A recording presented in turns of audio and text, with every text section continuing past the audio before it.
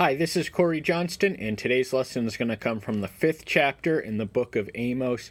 And before we delve on a text verse-by-verse analysis, we just want to establish the historical context, which explains why Yahweh was motivated to raise up Amos, and also what motivated Amos's messages. He was born in the town of Tekoa, which is approximately 11 miles distance from Jerusalem, but he ministered primarily to the northern kingdom of Israel, and during the period in which he ministered, which corresponds to the reign of Jeroboam II, there was an interlude of plasticity on the international scene. So Judah and Israel were at peace from their enemies and were able to prosper through trade. But as the influx of wealth inevitably concentrated at the upper echelon of the socioeconomic order, and in some sense, every society has exploited the vulnerable and the poor, but Judah and Israel should have known better through the Mosaic law. They were to have a special concern for the poor, and this they did not do. So that's what motivated Yahweh to raise up Amos. And Amos, it should be noted, was a shepherd. So Yahweh often uses the obscurest instruments. He wasn't a part of any religious establishment to express his will and enact his will. So the opening verse reads, "Hear this word which I take up against you, this lamentation, O house of Israel." Therein we gather that the message he's about to be delivered is to be a negative one, which will induce lamentation, which is sorrowful mourning, and they have it's only right and natural to be sorrowful for one's sins and the judgment which we will reap from it. "The maiden of Israel has fallen, not to rise again. She lies forsaken on her land, with no one to lift her up." So this is not only a destruction, but an irrevocable one. Judah and Israel were bereft of any human assistance, and the temptation was to place faith in the alliances of pagan nations at the expense of faith in Yahweh. That was the test of obedience versus expedience, and this was all throughout Israel's national history. "For thus said the Master Yahweh, the city that goes up by 1,000 has 100 left, and that which goes out by 100 has 10 left to the houses of Israel."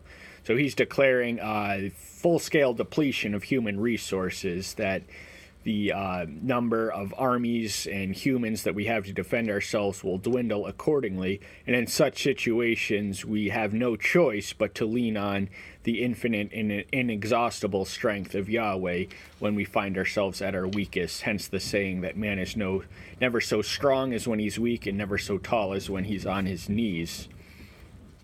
"For thus said Yahweh to the house of Israel, seek me and live."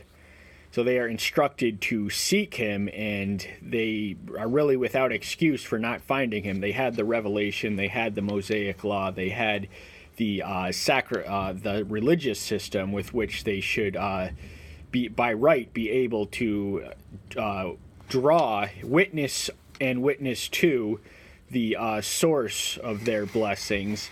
And they can spare themselves from death and judgment by seeking him here and now. And the implications of this passage are twofold. One, Yahweh can be known, and two, he wants to be known. And the blessings for knowing him is life. "But do not seek Bethel, nor enter Gilgal, nor pass over Beersheba. For Gilgal shall certainly go into exile, and Bethel shall come to naught." These were locations of spiritual significance where religious rites were performed in Israel, but he's saying it's all going to be for naught because Israel is going to be swallowed whole. Now, in the previous chapters, Amos issues indictments of judgment to much of the surrounding nations, but beginning in the 4th verse of the 2nd chapter, he turns the meted justice out on his own nation, or his neighboring nation, rather, of Israel. Remember, he was a citizen of Judah. "Seek Yahweh and live, lest he break out like fire upon the house of Joseph, and shall consume it, with no one to quench it in Bethel." So the consequences for ignoring the power which is in their midst and wants to help them and assist them and enable them to overcome is that fire implicit of judgment and destruction shall destroy or consume the nation state to which they belonged, and there would be no one left to quench it. So once more he reiterates that this is not only a judgment but an irrevocable one, and the independent nation of Israel would cease to exist after the year 722 BM, when it was swallowed whole by the Assyrian empires. O you who are turning justice to wormwood, and have cast down righteousness to the earth.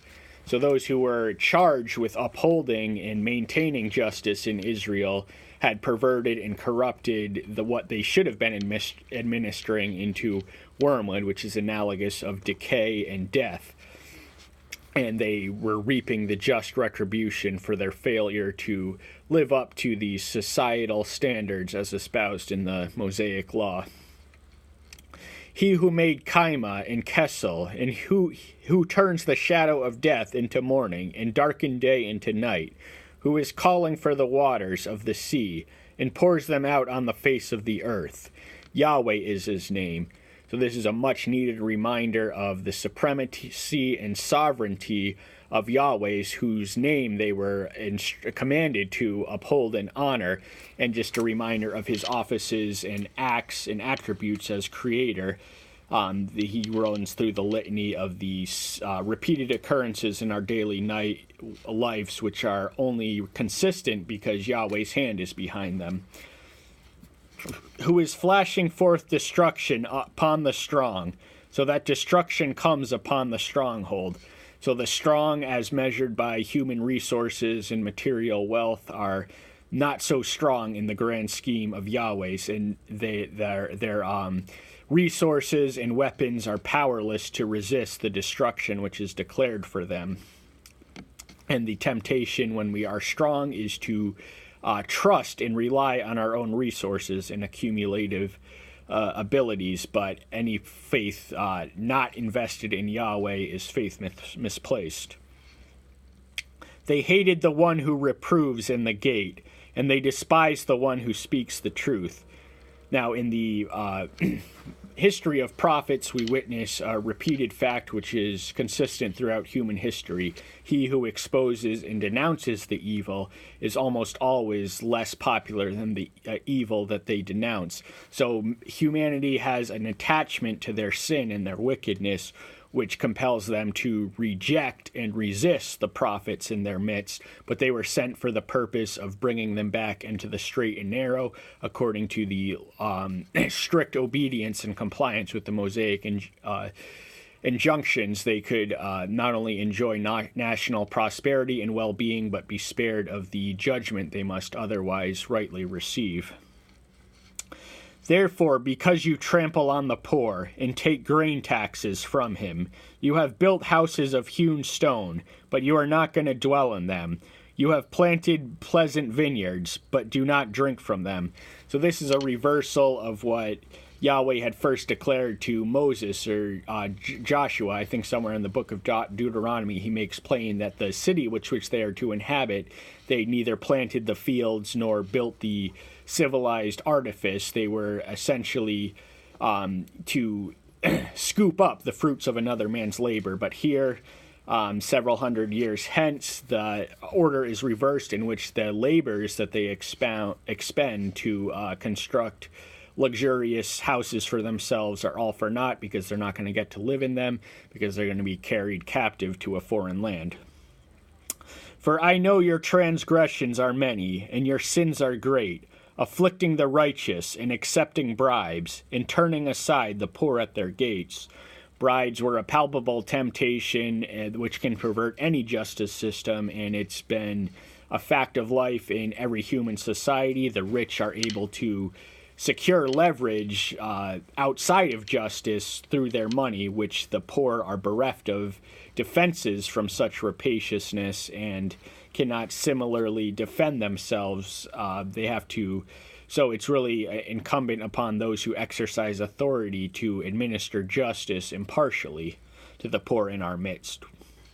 Therefore, the wise keep silent at that time, for it is an evil time.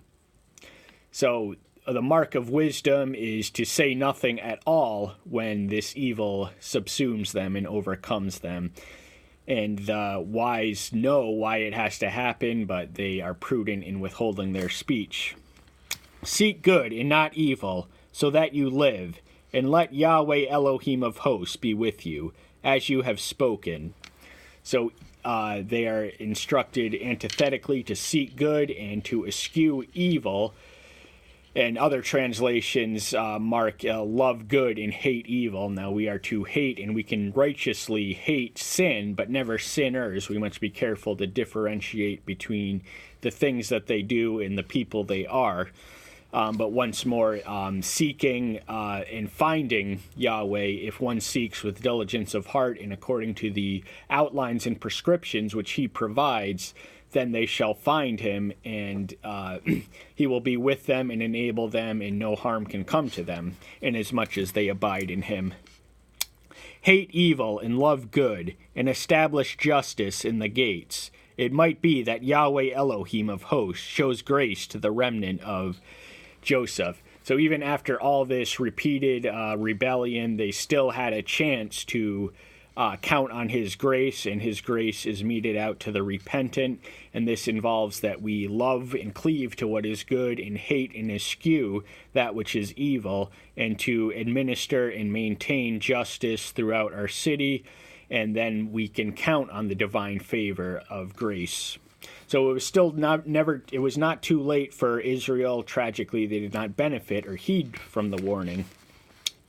Therefore, Yahweh Elohim of hosts, Yahweh said this: There is wailing in all open squares, and in the streets they say, Alas, alas, and shall call the farmer to mourning, and skilled lamenters to wailing.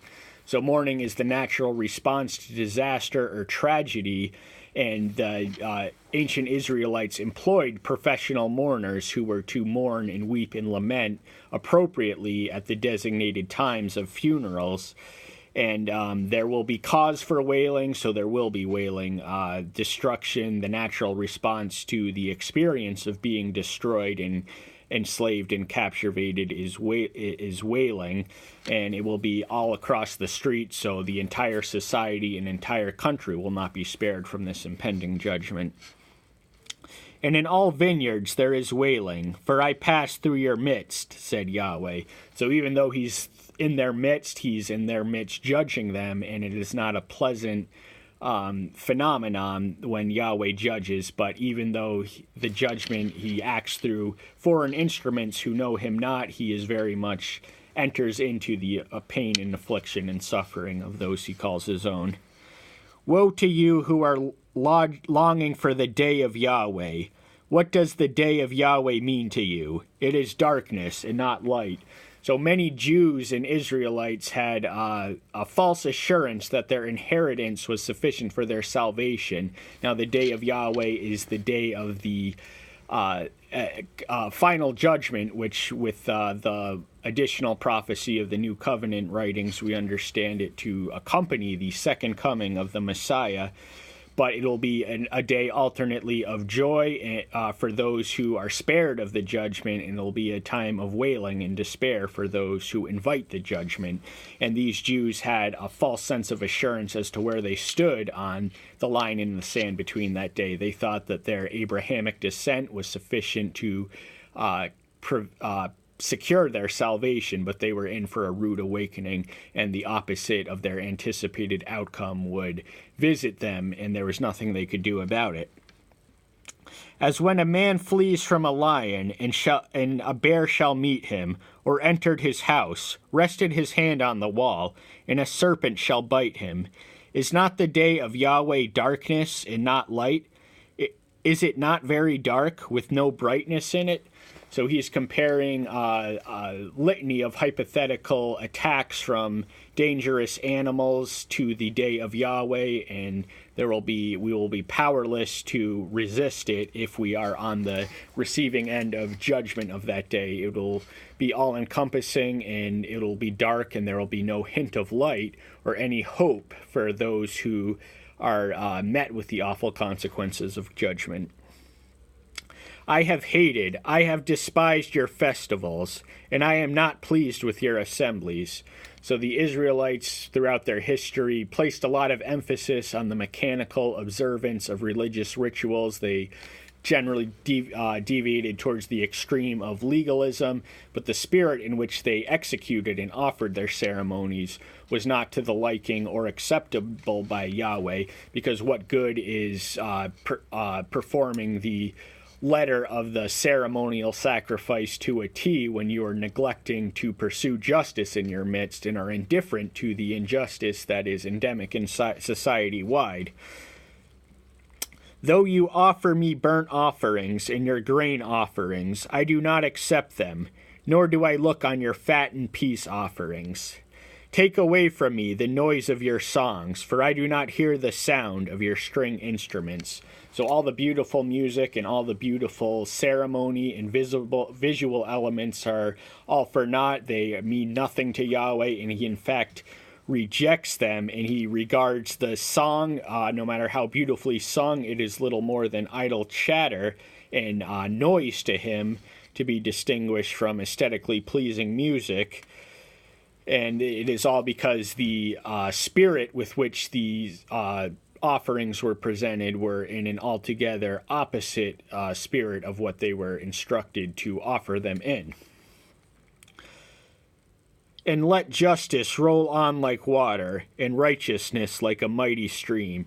So the elusive entity of justice, which they had been instructed to cultivate but had neglected and eschewed, they are commanded to let it be like water and touch everything that it comes across, and like a mighty stream, that just means a river which carries powerful motion, and it is irresistible force which touches all that it meets and is bound by no obstacle or hindrance. You brought me sacrifices and meal offerings in the wilderness for 40 years, O house of Israel, but you took up Sikkoth, your king, and Kion, your idols, your astral mighty ones, which you made to yourselves. Now, these two specific names are specific references to specific deities in the Canaanite religion. They are associated with astrology. So from the patterns of the stars and the solar alignments in the sky, every civilization from the dawn of time has extracted meaning from them and significance from them. But the Israelites were commanded in the Mosaic law to eschew any astrology or anything along those lines, but to place their faith not in the stars, but the one who made the stars. Therefore I shall send you into exile beyond Damascus, said Yahweh Elohim of hosts, his name.